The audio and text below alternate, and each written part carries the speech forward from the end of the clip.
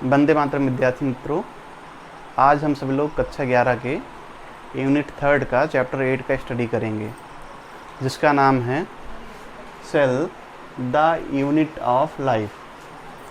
विद्यार्थी मित्रों, ये बायोलॉजी का बहुत ही महत्वपूर्ण चैप्टर है और यह एक बेसिक चैप्टर है, जिससे हम बायोलॉजी के जो बेसिक कॉन्सेप्ट होते हैं, जो छोटी छोटी बातें होते हैं, अगर इसको हम स्टडी कर लेंगे तो आसानी के साथ में समझ जाएंगे। अब ये जो यहाँ पर टॉपिक सेल है, ये हमारे मन में प्रश्न आता है, ये है क्या, इसकी डिस्कवरी किसने की और इसका क्या कार्य है हमारे लाइफ में, हमारे जीवन में इसका क्या वर्क है, क्या फंक्शन है। तो सन 1665 की बात है, 1665 की बात है, एक साइंटिस्ट हुए रॉबर्ट हुक नाम के एक साइंटिस्ट हुए, जिन्होंने सबसे पहले 1665 में अपने द्वारा बनाए गए एक सिंपल माइक्रोस्कोप के द्वारा प्लांट के कार्क का स्टडी किया। और जब प्लांट के कार्क का स्टडी किया तो स्टडी करने के बाद पाया कि उस कार्क के अंदर बहुत सारी मधुमक्खी के छत्ते की तरह संरचनाएं पाई जा रही हैं।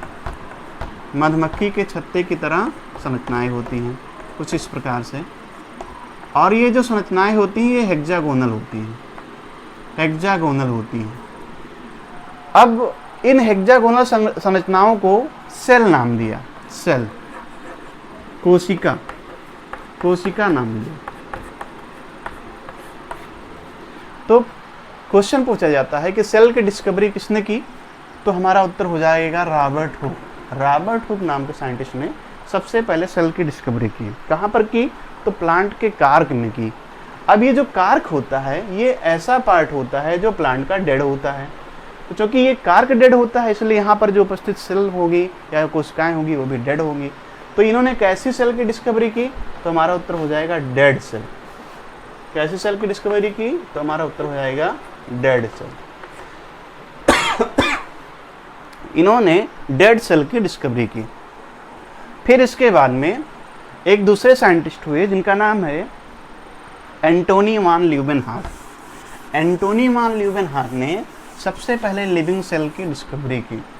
लिविंग सेल की डिस्कवरी सबसे पहले एंटोनी वान ल्यूवेनहॉक नाम के साइंटिस्ट ने की। तो क्वेश्चन दो तरह से पूछा जाएगा, डेड सेल की डिस्कवरी या सेल की डिस्कवरी, तो हमारा आंसर हो जाएगा रॉबर्ट हुक। लेकिन जब क्वेश्चन आपसे पूछ लिया जाएगा कि लिविंग सेल की डिस्कवरी किसने की, तो हमारा उत्तर हो जाएगा ल्यूवेनहॉक ने सबसे पहले लिविंग सेल की डिस्कवरी की। इसके बाद में जो सेल होती है, सेल के अंदर एक बहुत ही महत्वपूर्ण पार्ट होता है जिसका नाम है न्यूक्लियस की डिस्कवरी एक दूसरे साइंटिस्ट हुए जिन्होंने 1831 में इसकी डिस्कवरी की। उनका नाम है रॉबर्ट ब्राउन। तो रॉबर्ट ब्राउन नाम के साइंटिस्ट ने सेल के अंदर न्यूक्लियस की डिस्कवरी की। अब जब इन्होंने सेल के अंदर न्यूक्लियस की डिस्कवरी कर दी, तो एग्जामिनर जो है कभी कभी हमको फंसाने के लिए एक क्वेश्चन पूछ लेता है कि सेल की डिस्कवरी किसने की, और उसके बाद ऑप्शन में रॉबर्ट हुक भी दे देता है, रॉबर्ट ब्राउन भी दे देता है, इसके साथ में दो ऑप्शन और लगा देता है। लेकिन हम जल्दबाजी में पूरे आंसर को देखते नहीं और हम देखे बिना रॉबर्ट ब्राउन या रॉबर्ट हुक में किसी एक को जल्दी से पिक कर लेते हैं, और यदि हम रॉबर्ट हुक को पिक कर लिए तो हमारा आंसर सही हो जाता है, और रॉबर्ट ब्राउन को कर लिए तो यही हमारा गलती हो जाता है, जिससे हमारा एक छोटा सा क्वेश्चन गलत हो जाता है। तो ऐसा गलती हमें नहीं करना चाहिए। उसके बाद में हमारे मन में एक प्रश्न आता है कि आखिर सेल है क्या, व्हाट इज सेल। तो इसका एक छोटा सा आंसर है कि सेल जो होती हैं, जितने भी ऑर्गेनिज्म हैं इस दुनिया में, चाहे वो स्मॉलेस्ट पीपीएलओ हो, चाहे वो एक बिगेस्ट जो है ब्लू व्हेल हो, या फिर प्लांट में सिक्वोया हो, या कोई भी ऑर्गेनिज्म हो, वो सभी जो होते हैं वो सेल से बनी होती हैं। तो सेल जो होती है वो ऑर्गेनिज्म के फंडामेंटल स्ट्रक्चरल एवं फंक्शनल यूनिट होता है। तो cell is the structural cell is the fundamental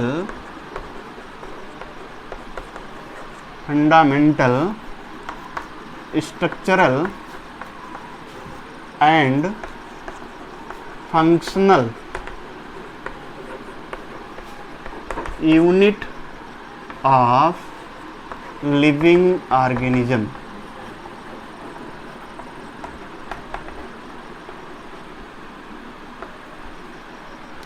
exam में यही क्वेश्चन पूछा जाए कि सेल क्या है, कोशिका क्या है, तो आपको यही बताना है कि cell is the fundamental structural and functional unit of living organism.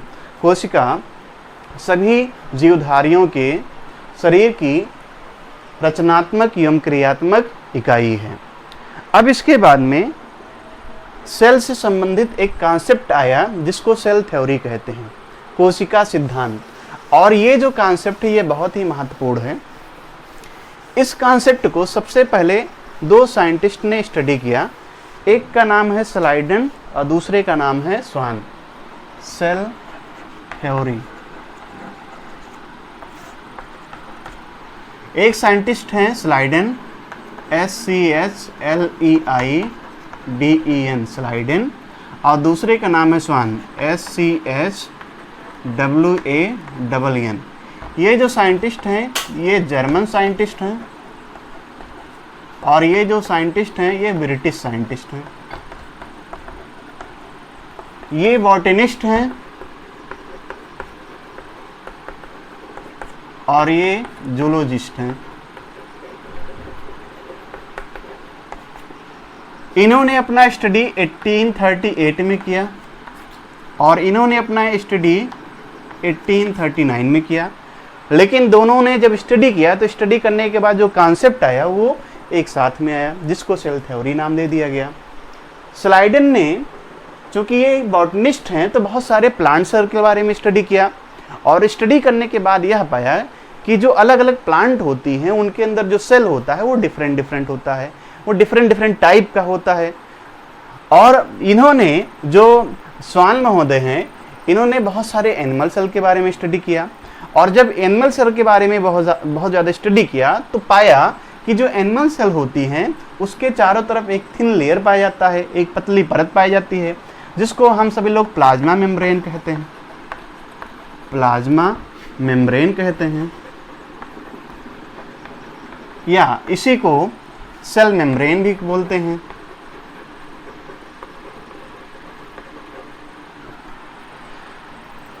Plasma membrane और सेल मेम्ब्रेन ये कैसे सेल के बाहर पाया जाता है, तो हमारा आंसर हो जाएगा एनिमल सेल। कैसे सेल के बाहर पाया जाता है, तो हमारा आंसर होगा animal cell.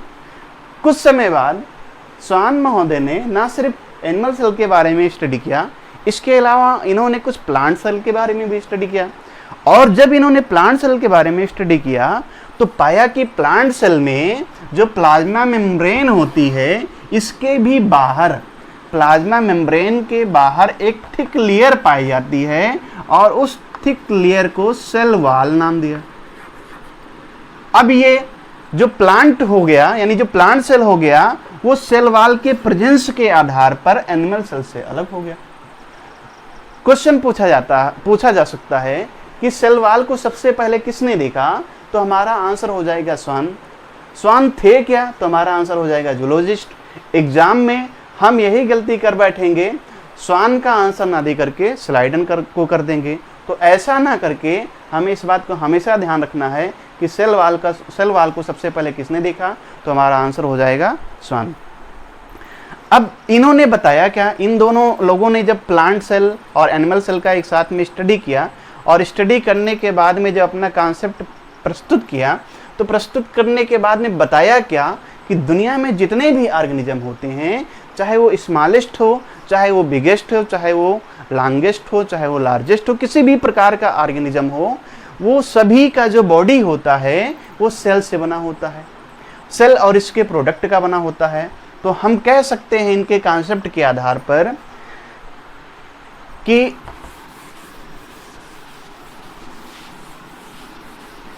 every organism organism is made up of cell and its product, cell and its products। बड़ा इंपॉर्टेंट है कि दुनिया का कोई भी ऑर्गेनिज्म जो है वो किससे बना होता है, तो हमारा आंसर हो जाएगा सेल और इसके द्वारा बनाए गए उत्पाद से। लेकिन सेल थ्योरी अभी कंप्लीट नहीं हुआ। इस सेल थ्योरी में एक कमी रह गई। कमी क्या रह गई? इन्होंने ये नहीं बताया कि जो सेल होता है वो कैसे बनता है। तो इसको बताने के लिए एक दूसरे वैज्ञानिक हुए जिनका नाम है रुडोल्फ विर्चो। रुडोल्फ विर्चो नाम के वैज्ञानिक ने सेल और भी सेल के बारे में स्टडी किया, और स्टडी करने के बाद में बताया कि जो सेल होती हैं वो डिवीजन करती हैं, और जब डिवीजन करती हैं तो उनसे नई सेल अराइज होती हैं। तो नई सेल का निर्माण कैसे होता है, इसका आंसर रुडोल्फ विर्चो नाम के साइंटिस्ट ने दिया।